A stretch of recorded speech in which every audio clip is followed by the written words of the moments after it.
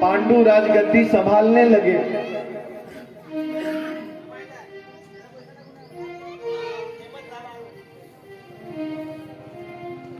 बहुत दिनों तक उन्होंने हस्तिनापुर की राजगद्दी संभालने लगे। वैसे तो बड़े धृतराष्ट्र थे तो राजगद्दी पे उनका ही अधिकार था, परंतु वो अंधे होने के कारण कुलगुरु और सभासदों ने यह कहते हुए उन्हें राजगद्दी पे नहीं बिठाया कि ये जब देख नहीं पाएंगे तो शासन सत्ता सही से नहीं चल पाएगी। भले पांडु रोग से ग्रसित है, लेकिन उसे देखने सुनने की अच्छी क्षमता है, तो वही राजकाज चलाए तो अच्छा होगा। तो धृतराष्ट्र को राजगद्दी न सौंप करके छोटे भाई पांडु को राजगद्दी दे दी गई।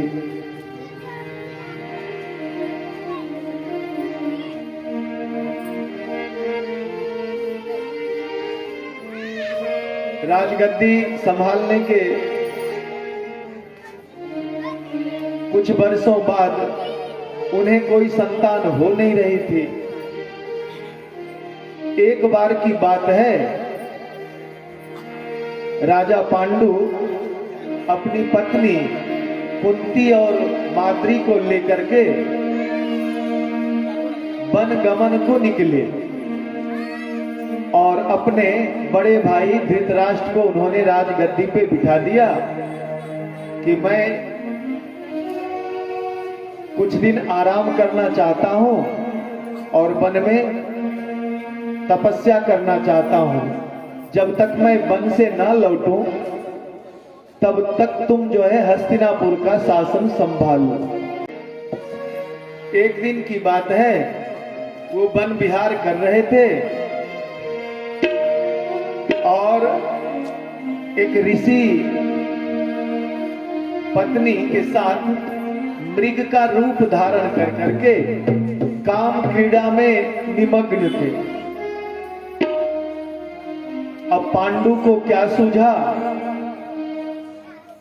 वो काम रत जो मृग थे उनके ऊपर इन्होंने बाण छोड़ दिया।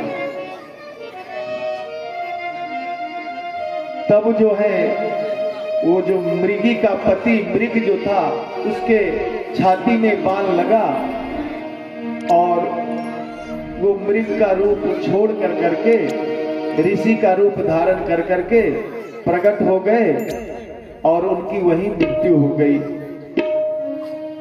मृगी भी जो ऋषि की पत्नी थी वो भी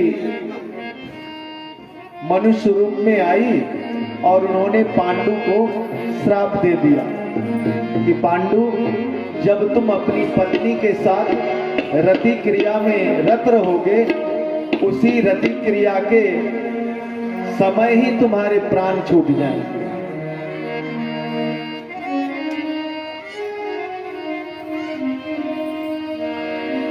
भावीवश या भाग्य विधाता के लेखवश एक दिन जो है झरने में माद्री और कुंती स्नान कर रही थी। उनके गीले वस्त्र आदि देख कर करके राजा पांडु को काम सताने लगा।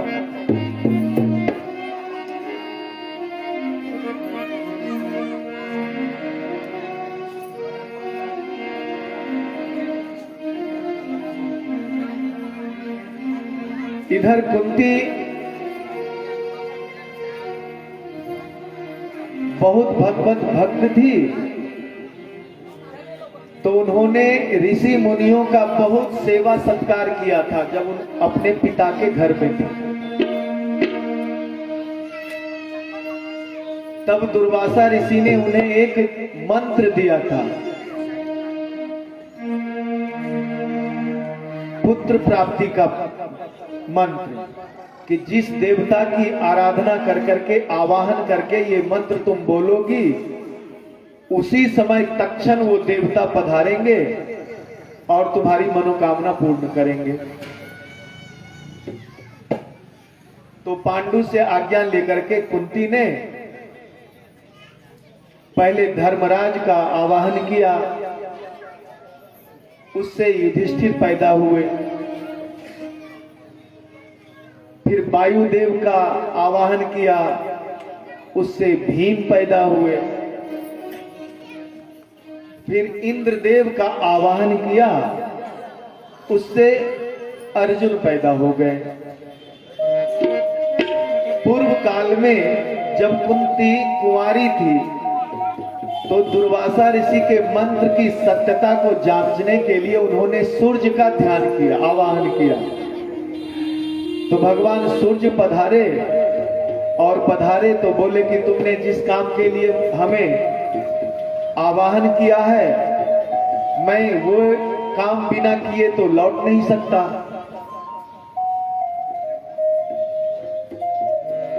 तो सूर्य ने कुंती के कर्ण के द्वारा, कान के द्वारा उसके गर्भ में एक पुत्र को स्थापित कर दिया। उस समय कुंती कुंवारी थी, तो कौमारा अवस्था में उन्होंने जो है कवच कुंडल लिए हुए कर्ण को पैदा किया, और वही कर्ण जो है जब कुमारा अवस्था में पैदा हुई तो वो कर्ण को गंगा में बहा दी।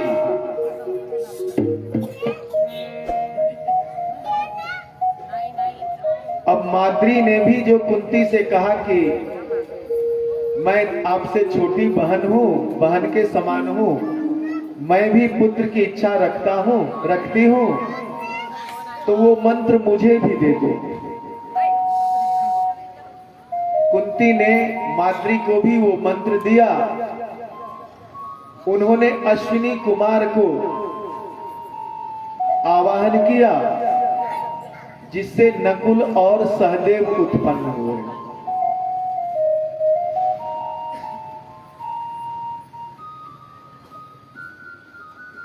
इस प्रकार पांडव के 5 और कौरव के 100 पुत्र हुए धृतराष्ट्र से।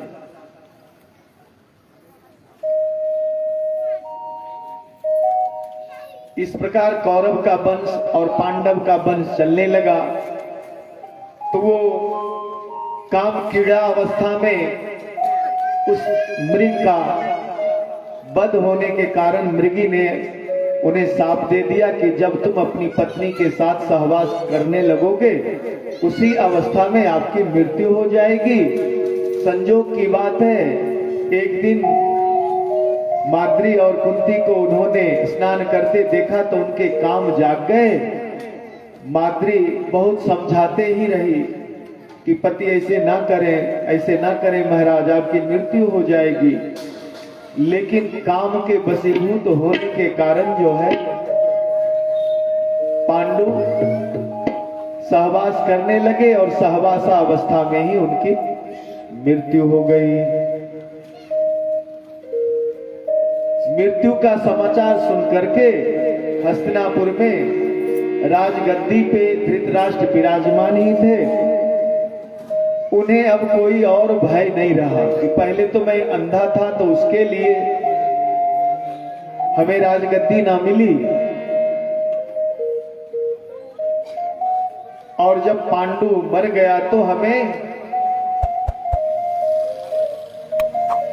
दयावश राजगद्दी मिली है। दया कर दिया हमारे ऊपर मंत्रीजनों ने, भीष्म आदि पितामह ने।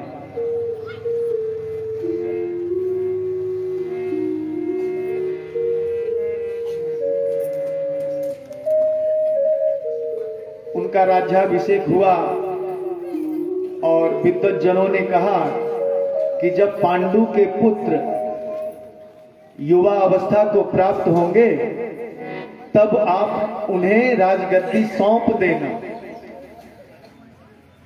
ऐसा कह करके उनका राज तिलक किया गया।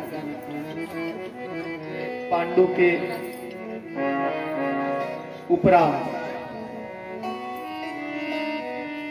परंतु धृतराष्ट्र को बहुत अपने बच्चों से प्रेम था, खास करके बड़े पुत्र दुर्योधन से। वो चाहते थे कि मेरे बाद जो है इस गद्दी का अधिकारी मेरा बड़ा पुत्र दुर्योधन बने।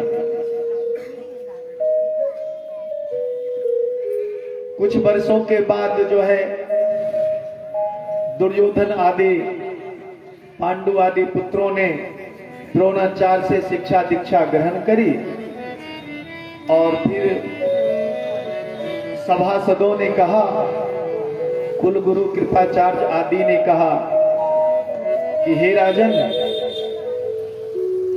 आपको पहले ही यह प्रतिज्ञा पूर्वक कहा गया है कि जब वो राज करने के उम्र के हो